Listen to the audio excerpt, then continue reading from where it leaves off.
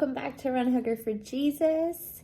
I am popping on tonight to share my testimony with you guys. A very special subscriber of mine asked me to do that, and I had a little bit of time tonight, and I thought I would share that with you guys. So, I grew up in a family that took me to church all the time. Guys, it was religious. It was heavily religious. And I went to church every Sunday, every Wednesday. It was, my mom even began working at the church. I was there all the time. I even became homeschooled, and I was around other church children that were also homeschooled. And so I just kind of grew up in that environment. And I think by the time I got to middle school, high school, I'd been homeschooled. So and I went to a Christian school as well, because we lived in a little bit more of a different environment in Nashville at the time. And the schools were a little bit more not for the lighthearted. Let's just say that much. So my mom decided that she didn't want to send me to a public school. She wanted to send me to a Christian school. So I did. I did that as well. I also went to church camp. So and that was actually one of the fun times in my life where I got to learn about Jesus and what he did for us. And I learned the 10 Commandments there by heart. I learned the books of the Bible by heart. And I also learned John 3:16 by heart. So yeah, that was really fun. That was a fun time for me. And then I guess life got a hold of me. I kind of wanted to do my own thing, and I was getting a little rebellious. I was placed into a middle school, which was a pretty good middle school. It wasn't in that same part of town. It was in a different part. And I was placed in a middle school, and I guess I had, been around other people and other kids in general, and I guess I just turned away from the faith, guys. I just kind of turned my face from God. Not really sure why I did that.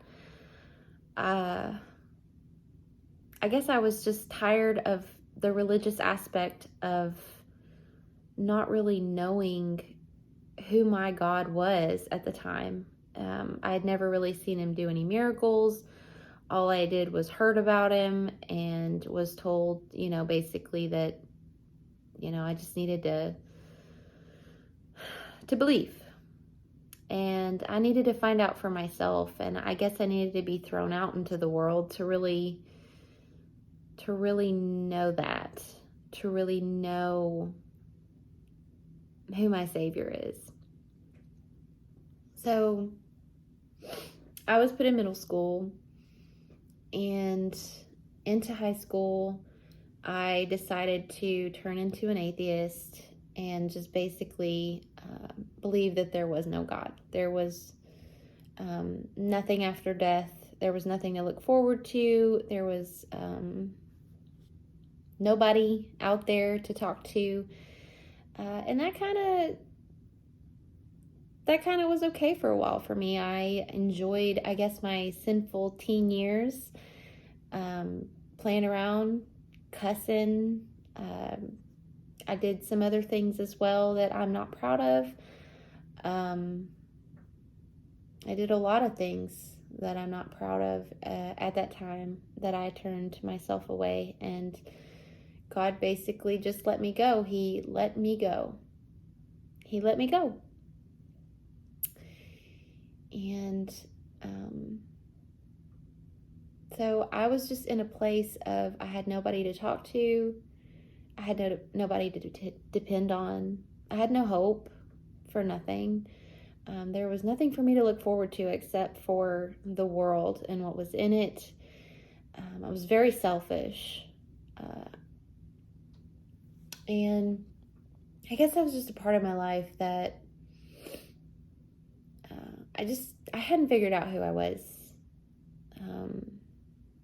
So one day, I used to go to Walmart super, super late. I used to go shopping because I didn't like to be around people. And so I would drive my car up to Walmart late at night. Well, I guess it was like early in the morning, but it'd be like 2 a.m. And I'd go up there and I'd do my shopping in peace. And I liked that. So one day I drove up there to do my shopping in peace. And I didn't know that I would run into anybody special that day. You just never know these people and how they walk into your life and how they change you. These people, they're so special. So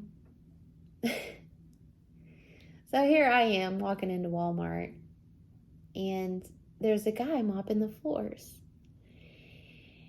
And I got to talking to him a little bit. I didn't really know who he was, but he had always said hello to me, and I kind of got to know him a little bit. But this particular day, he was mopping floors, and he was a janitor at Walmart. And he said, "Do you know Jesus?" And I said, "No. I mean, I know Jesus, but," I said, "No, I'm an atheist. I don't play in all that religious stuff." And he looked at me and he said, "Are you?" And I said, "Yeah. Yeah, I don't believe there's a God or anything, after death." And I was real proud of talking that way to this person. And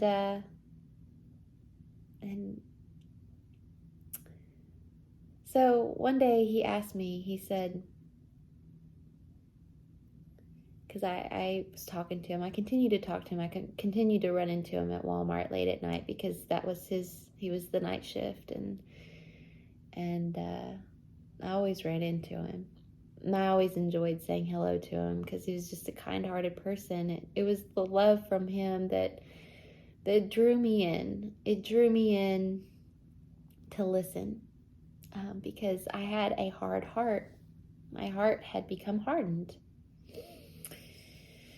And it was a kind heart that pulled me back. And Ricky was his name. Ricky had a kind heart. And he didn't care who I was or what color my skin was. He was determined to save me.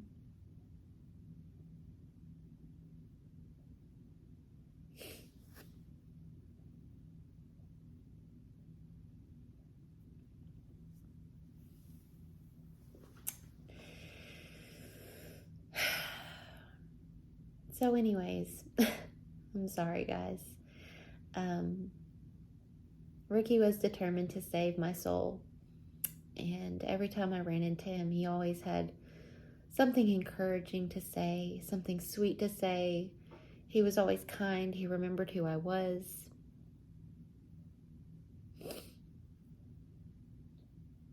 And one day we got to talking. And the seed had already been planted in me as a child. And it grew, and then it kind of withered away. But then someone came and watered it, and that was Ricky. Ricky came and watered my little flower that was dying. He came into my life, and he reminded me that there was a God.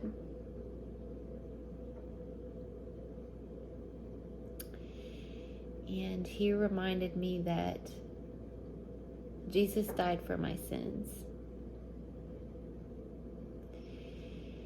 And he told me one night, because I told him, I said, I said, God's never proven himself to me. And he looked at me with his kind, sweetheart eyes.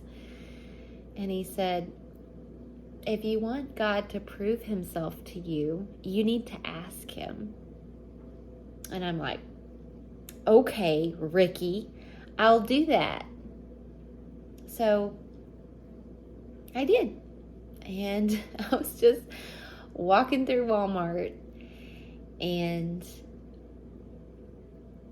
I told God in that moment, and it got real. I mean, like, I had a direct connection. I said, God, if you're real, you prove yourself to me and I'll follow you forever. This is no joke, guys. I said, God, I'm going to close my eyes right now. And I want you to guide my buggy, and I want you to show me a sign. If you are who you say you are, show me. So I closed my eyes, guys. I closed my eyes and I began to push my buggy. You won't believe this, guys. As my eyes were closed and I was pushing this buggy around, asking the Lord to prove himself to me, like he has to do that. Guys, my buggy ran into a shirt. You know what the shirt said? Take a wild guess. Just take a wild guess what that shirt could have said. I'll give you a few minutes. Guys, that shirt said, just believe. And when I opened my eyes, I couldn't believe what I was seeing.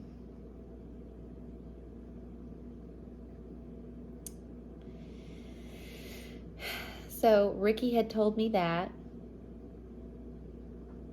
I had asked God, and he gave me direct confirmation. And I knew in that moment that I would be his forever, because I promised him that. As an atheist, I promised him that if he showed me a sign that very moment, in my atheist attitude, being a scoffer, being a mocker of God and Jesus Christ and what I had grown up to know. Guys, I didn't deserve that sign. He didn't have to do that for me. He didn't have to throw somebody in my life to even tell me that. God didn't have to pull me back. He didn't have to take my hand. He didn't have to do any of that for me. I am grateful. I am grateful. So the next time I seen Ricky, I was excited to tell him. And he just smiled and he said, see, I told you. And he said, do you have a Bible?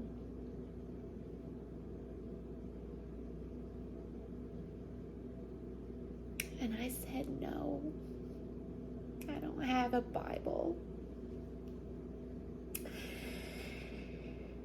And he said, the next time I see you, I'll have you one. Guys,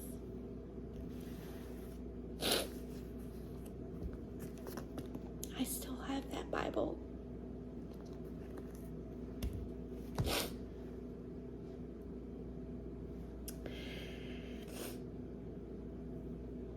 So I walked in to Walmart, and there was Ricky again.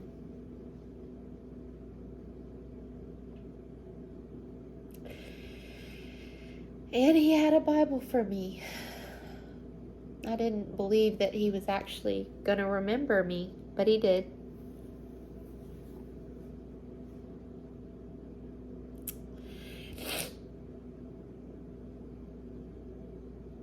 And someone cared enough about me. Someone loved me. And reminded me who my Savior was.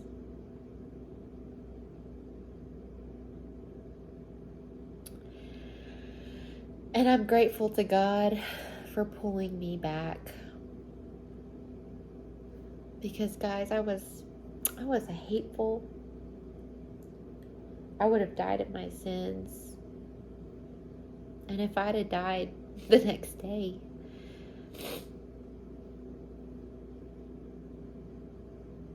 I know exactly where I would have went if I hadn't decided to accept what had been done at the cross for me.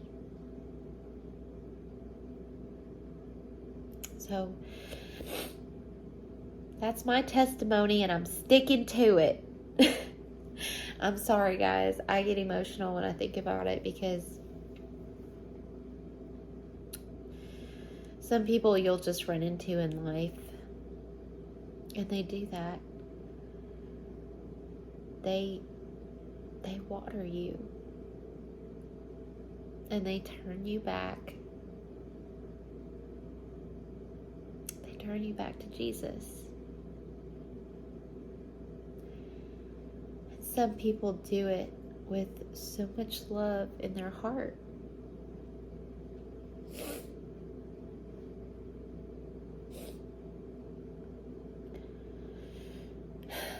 So the next time I seen Ricky, after I'd got my Bible, I walked in there, and he said, "Have you accepted Jesus into your heart, Rebecca?" And I said, "Yes, I have." And he said, "That's great, Rebecca. I get my wings now. I'll see you in heaven, Rebecca."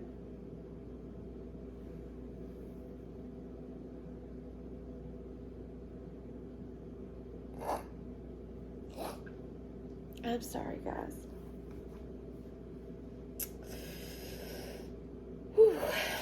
There's just people that walk into your life sometimes, and they shake you. They shake you. They shake you and they wake you up. Those are special people.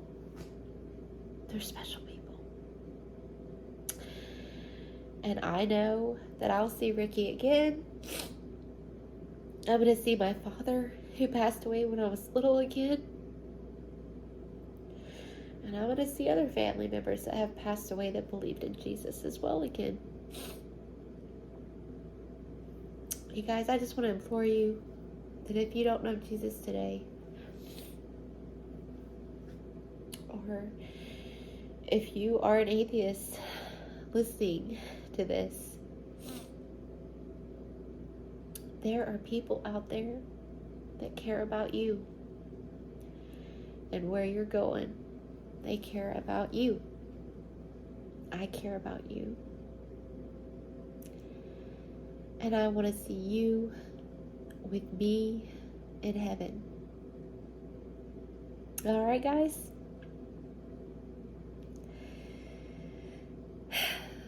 So that's my testimony. And I love you guys. I'll see you guys next time. Bye-bye.